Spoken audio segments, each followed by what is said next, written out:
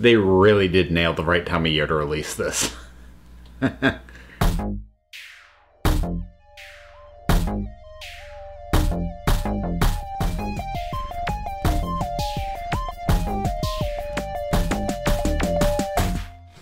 So yeah, I had been working my way through Daredevil Season 3, and all of a sudden got the alert, oh hey, look at that, Castlevania Season 2 is out, and I put Daredevil on hold and immediately burned through this in 2 sittings.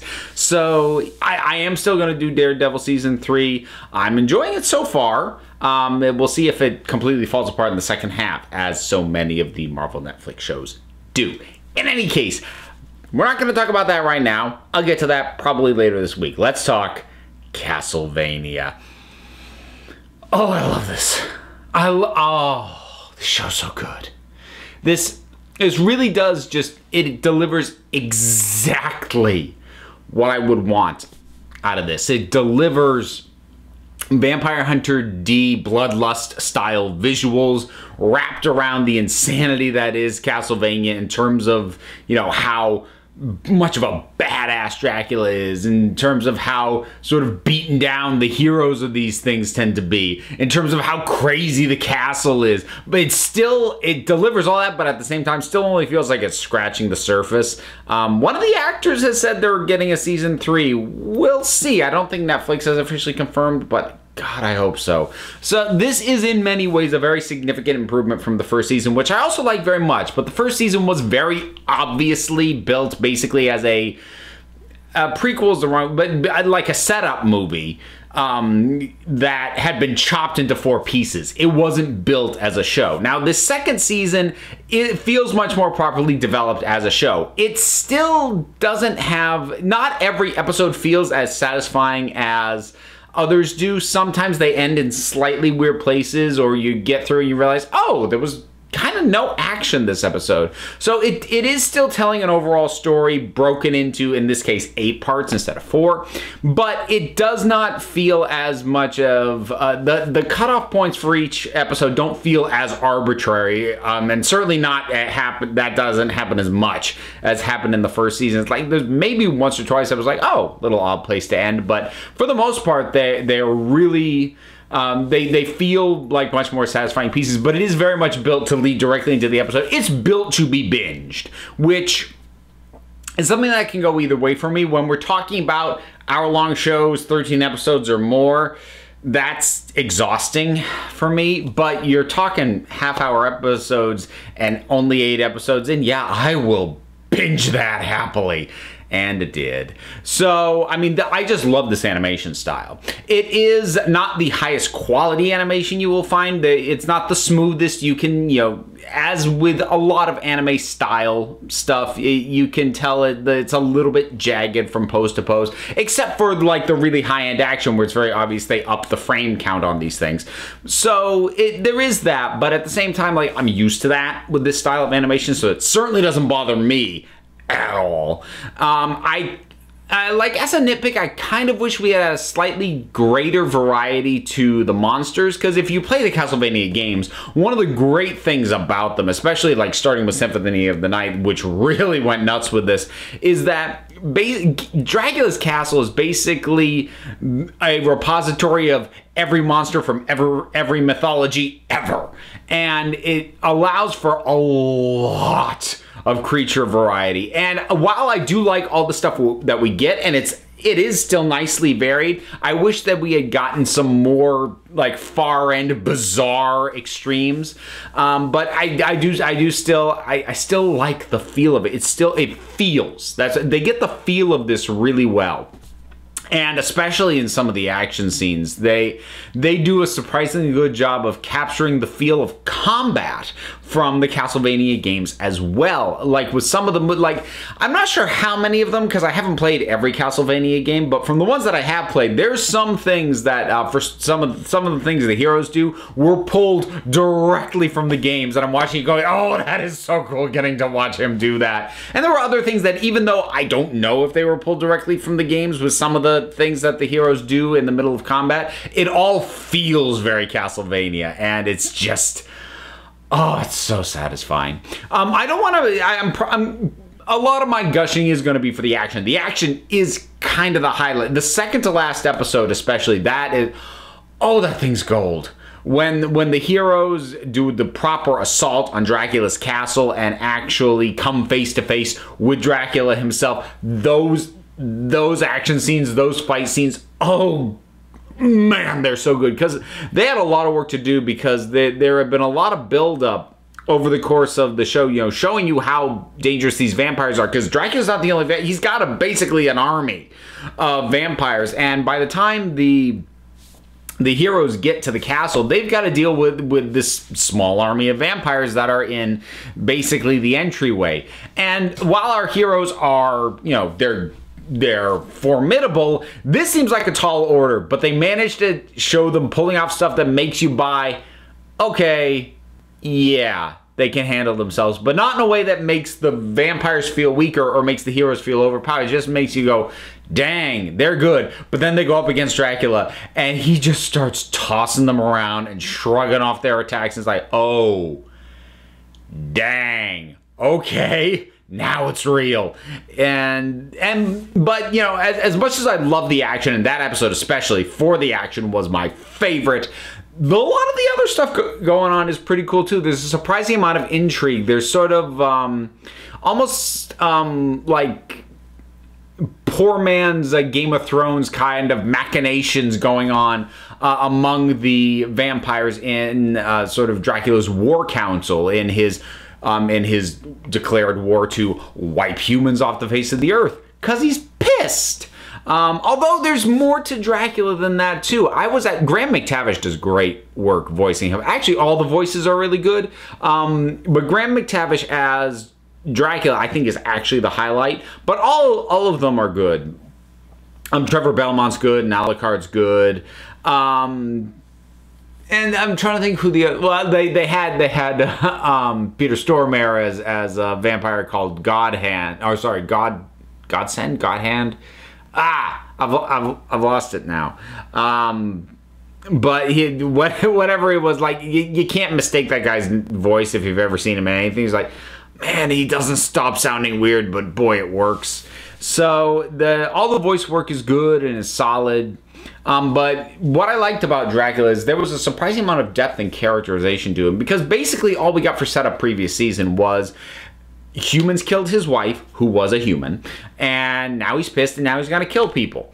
We get a bit more than that. We get a closer look at exactly how much losing his wife broke him, because what you realize as it goes along, and I need to give credit, I feel like, to Warren Ellis, who is the writer on these, for this, is that this is laid out pretty clearly, but it's never said blatantly, which is that what his wife did for him was have him find value in things other than what he'd been taking his joy from before, which was massacres and bloodletting and revenge and all that stuff. But she showed him value in other things, all filtered through her and her love of humanity, of life, of the world. And then when he lost her, he lost that, but also quickly realized he can't go back to what he can't just become the monster he was again, because his heart's not in it anymore, because she showed him another way, but his tether to that other way is gone, so he's really got nothing left. He wants humans to die for what they did to him, but as another character puts it, he wants humans to die, he doesn't care how. He just doesn't. He doesn't have the energy or the heart in it to care about how this happens. He just wants it done. Yet, at the same time, it is also made very clear this makes him no less dangerous, especially when, you know, the fight that I mentioned happens. Some other stuff is a bit more spoilery. I think mentioning that the heroes actually fight Dracula, I don't feel like that's a spoiler. It's what the whole thing's building towards. So I'll more spoilery stuff. If I feel the need to talk about it at all, I'll save it for a little bit later. But Yeah, I like the pacing and the intrigue, and there's a couple of characters who are really interesting. There's a couple of human characters who work for Dracula, and they have command of magics that basically allow them to help build his army by taking dead things and molding them into these new sort of creatures of the night. To serve him. So what I like especially about all that is there is not too much. There's just enough background and flashback and information given to us about these two humans to make us understand why human beings would not only serve Dracula, but serve Dracula in a war against the human race. And in addition to that, be able to have different believable motives for each of these two. That's really cool. Again, I mean, I like Warren Ellis anyways, but I feel like that's his influence again, is the easy way to do this would have been to just have these two people who basically are, they might as well be identical. You know, they have a similar background, similar reasons to be doing this. But no, he came up with two completely separate, completely different backgrounds, histories, and motives for them to be doing this same thing that they're both doing. And I really liked that. I thought that was pretty cool. There's a female vampire named Camilla who is interesting. She is very opportunistic. Very nobody should trust her, and kind of everybody knows that. But at the same time, she's really good at enticing people by laying out, well, look, this is all I want, and it would benefit you too. And pretty much everybody knows, and they're like, you're doing this to get something you want out of it, but it is probably going to help me too. Or you made a case that lines up with what I'm after so well that I'm going to go along with this, even though I know it's benefiting you. She's just really good at that, which again, pretty cool. Like, no real complaints about the season at all. I had an absolute blast. My complaints are nitpicky. Like I said, a little more creature variety would have been nice. The overall thing is paced pretty well, but if you plan to not binge through it and just watch it an episode at a time, not sure why you would, but if you were to plan to do that, it's probably not the smoothest watching experience doing it that way. Even though being animated, it is quite violent, not for the young ones, and even beyond the violence, there is also some language in it. But you make your own call on that as far as your own sensibilities go. I love binging through this in the lead up to Halloween. That was a good time. I'm gonna talk a couple of spoilers real quick. So I liked it a lot. If you like this kind of animation, go for it if you haven't seen it already. So I'm gonna talk a couple of spoilers now in 3, 2, 1. I was surprised that Dracula died, but I really did like what made him stop attacking is he just ends up with Alucard in Alucard's childhood room. And it just kind of washes over him what it is he's doing, that he's on the verge of killing his son, the last remnant of the woman he loved. But not just that he reminds him of his wife, but that he has his own wonderful memories with this child, and he shares some of them. We painted this room together, which honestly, that's an easy way to get to me, because I helped paint my daughter's room twice. So that really rang true for me, and that they rang a surprising amount of emotion out of the end of all that. And like I said, it helped that they had built, I feel, Dracula's character really well in terms of expressing how he was embarking on this revenge quest almost mechanically. Like, his heart wasn't in it, but he was gonna do it because what else was he gonna do at this point? And it's really just well done. I also like that Trevor and, oh god, I have lost her name. I tried to think of it earlier, but the magician, the wizard, whatever she is, that they go off together. As much as it annoys me how blatantly hinted at the potential romantic entanglement of them is, I appreciate the fact that neither one of them said I love you and they didn't share a kiss. Honestly, that's a minor thing, but I hate those sorts of, oh, well, everything's fine now. Now these two are together. Why? I hate that so much that just not having it 100% confirmed is enough for me to go, okay, fine, thank you. And in terms of, like, they laid enough strands to be able to pick up for a third season. Obviously, we've got both of the humans who, who are in different situations with different agendas. And I think it is more than capable of bringing Dracula back. I mean, the game series has brought Dracula back for basically every game. He dies at the end of pretty much every game, and then he comes back. That's what he does. I would be slightly cautious if they go that route, though, because it really does feel like it felt like the completion of his story in a lot of ways.